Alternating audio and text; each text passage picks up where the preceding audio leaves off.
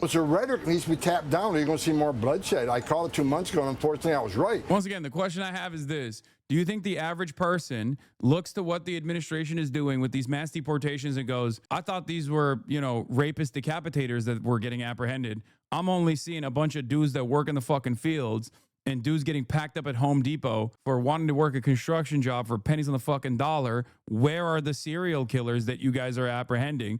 This is fucked up. I see that a lot more common. What do you think is more common in the normie sphere? People looking at that and going, that seems like some fucking Nazi shit. Or people running around being like, oh, you oppose Israel? You're a terrorist. What do you think is more common? Discontent towards the administration for specifically its mass deportation policies, or discontent towards those who criticize Israel for doing a genocide? Look no further than the polls to realize that the popular support is both against the administration on ICE and also against the administration and its unlimited loyalty demonstrated to Israel as it conducts a genocide. And then now the new chapter of a detainee being the person who was killed and another detainee, a couple of them wounded in all of this. Your first reaction? I wish I was wrong, but I've seen this movie before. I've been doing this here since 1984. I got over 4 decades doing this job, and I've seen this movie before. I've never seen it this bad,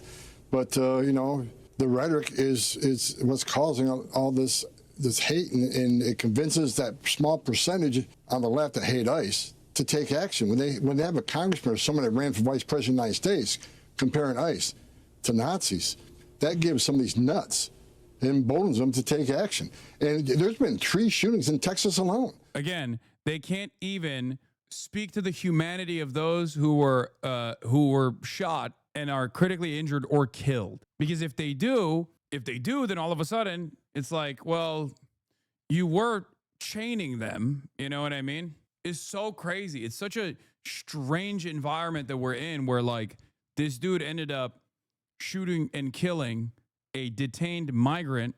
This dude ended up shooting and killing a detained migrant that was like kidnapped by ICE. And because on the one hand, the higher priority here is to justify that mass apprehension, mass detention, mass kidnapping initiative, you can't recognize the humanity of those who were slain. But also on the other hand, you want to really hype up this incident of political violence. And a part of that requires you to talk about the humanity of those who were slain. There's 2 different priorities here. On the one hand, they want to fucking stamp out any sort of political dissent. And therefore they want to make this like a broad leftist initiative.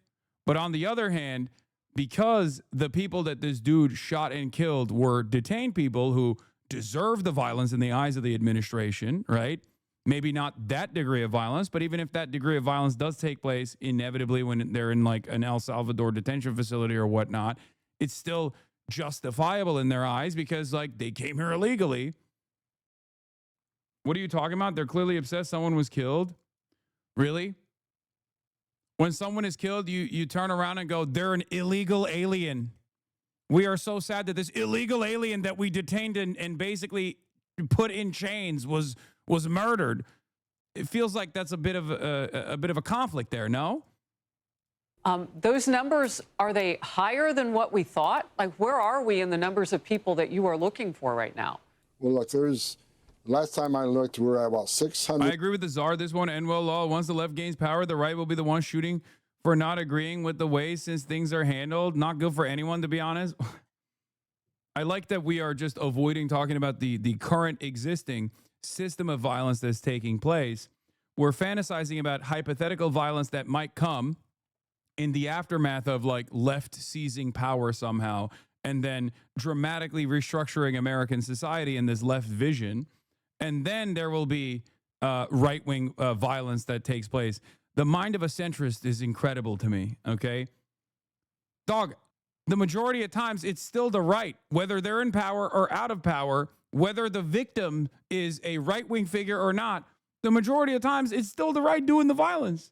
Not that it matters ultimately. I think like this kind of back and forth on like where this political violence is coming from, I find to be a silly, foolhardy endeavor, because violence is a constant in American politics, both at the systemic level, but also certainly decentralized acts of violence as well. You know, even if you were to look at it from the point of ideology, like who is doing the violence, who's doing political acts of violence, who's responsible for a large share of domestic terror, for example, it's overwhelmingly far-right anti-government extremists. 1,000 illegal aliens with a criminal history walking the streets of this nation, mostly because of sanctuary cities. So they are the priority, right? So we're looking for them first. Worse is always first, but in sanctuary cities, if they're going to force us into the community to find the bad guy, and we find them with others, they're coming too. So sanctuary cities are... It turns out in the absence of like a unified left opposition that is like very well organized and engaging in acts of like labor militancy, for example, or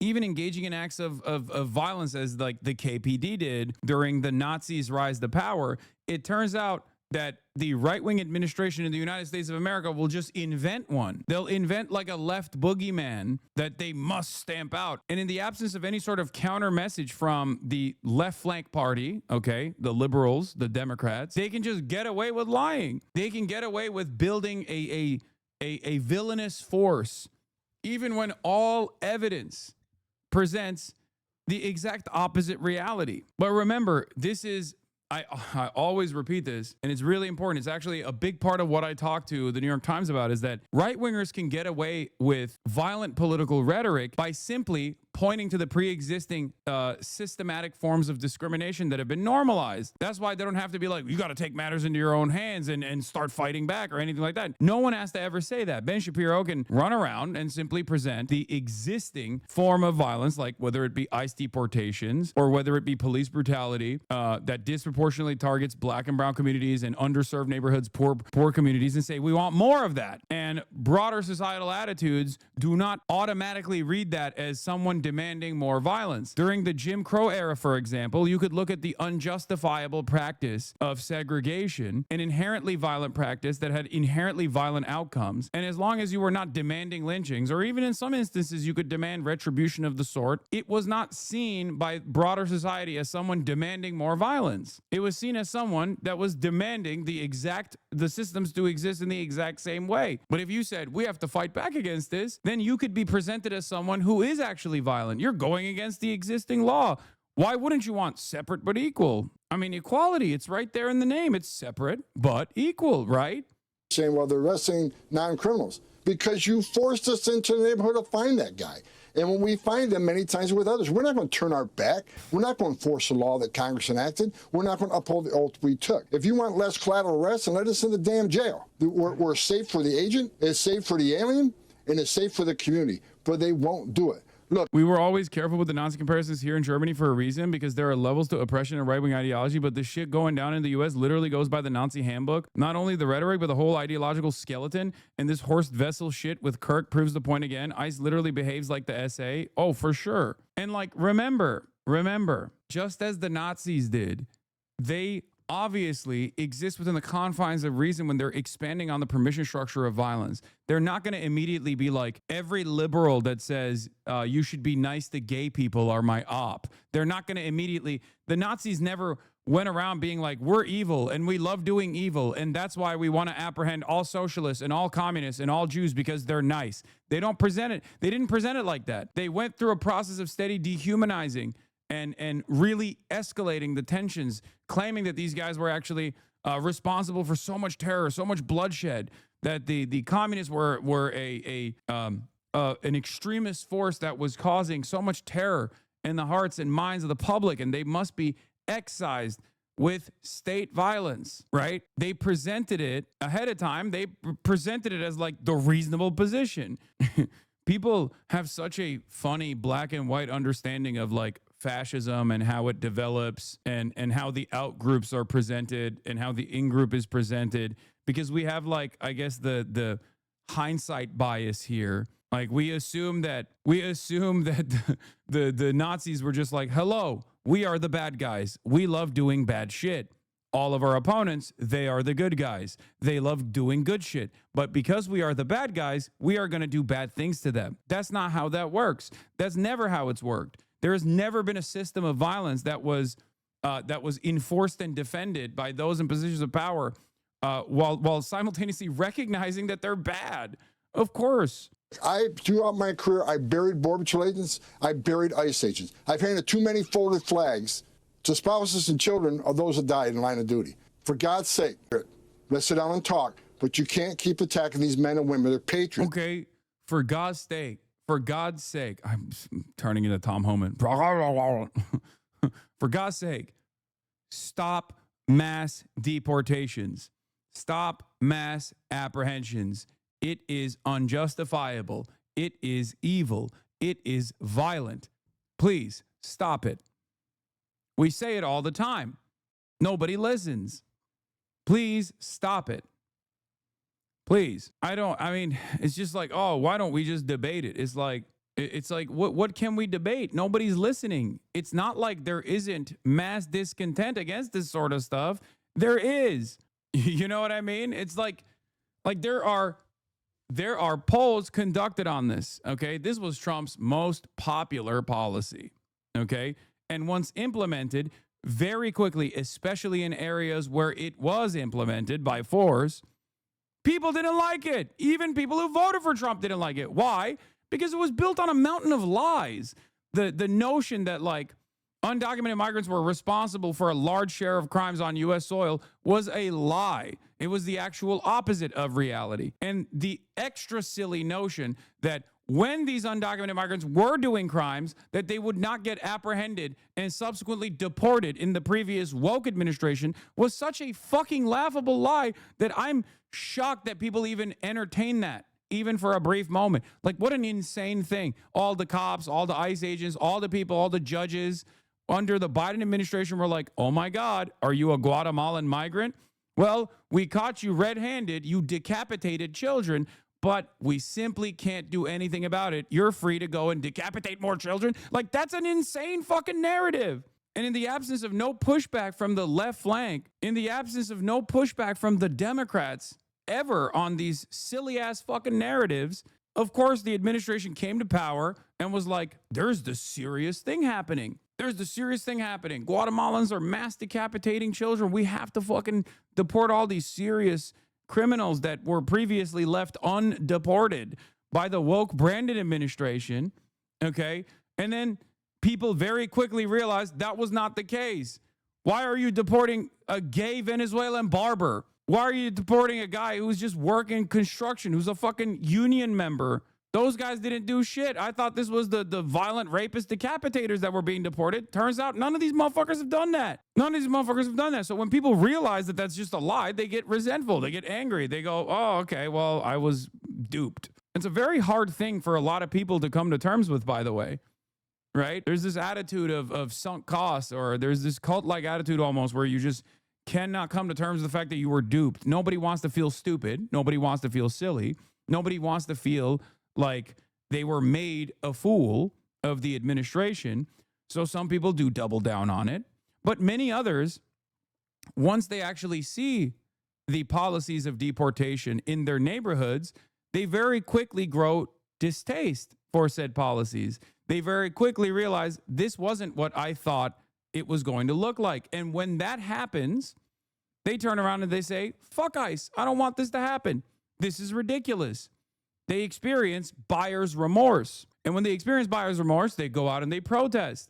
First, they call up their congresspersons. There is no ability to actually make your congresspersons listen to your quite reasonable demands, obviously. There is it seems like we are just unilaterally being controlled by the White House at this point. So much for the separation of powers. It doesn't fucking really exist anymore. Trump can do whatever the fuck he wants, and people just kind of go along with it. So then that discontent grows, that anger grows, that resentment grows, and then the protests grow. And then people say, fuck ICE. More and more people start saying, fuck ICE, fuck the administration, fuck Trump. You're behaving like a Nazi. And in that process, under a normal theoretical democratic governance, right, the people in power are supposed to look at that discontent and go, oh shit, we're losing the broad popular mandate that we won. Okay, well, even though they didn't really win broad popular mandate, obviously. But we're losing even our own fans here. We got to do something about it. We got to change our attitude. But as long as they don't do that, and they just keep focusing on those who are saying fuck ICE or those who are saying fuck this administration, this is not democracy, as long as they try to silence those people, the discontent will only continue to grow. Their moms and dads too. And I want to see every one of them go home to their families every night. And I pray for. It doesn't help that people come into terms with being wrong when liberals go around and scold them and say, see, I was right, stupid, and you deserve what you voted for. That's why I don't do that. That's why I don't do that. I never do that. I don't do that about Israel. I don't do that about anything. That's not a productive way to approach this situation. We need the numbers. You shit on everyone. What do you mean? No. When have I ever shat on someone who has experienced a change of heart? As a matter of fact, I even yelled at liberals in the immediate aftermath of the election that turned around and said, oh, now I'm calling ICE on my neighbors that voted for Trump that have undocumented relatives. I said that was ridiculous. I said that they were playing the role of little fascists. I talked about the hypocrisy. I talked about the violence that they take on and how little they clearly gave a shit about this kind of violence taking place. I know people were being passionate, tensions were high and whatnot, but I've told you over and over again, having a principled stance on these issues and wanting to make change in a society that refuses to change, in systems that refuse to actually to change in the positive direction, you need all the numbers. You need all the numbers you can get. That's why I always try to preach to this audience to be more tolerant of those who in the past have exhibited intolerance, right? So a big part of my argument is a big part of my advocacy. You can be a little bit critical of people's intentions as, attitude shift, especially those with a lot of influence, right? Having said that, however, it's still important, especially when you're talking to regular people in the real world, it's still important to be as accepting of those who have actually changed their minds on these sorts of things, no matter how vicious they might have come across initially.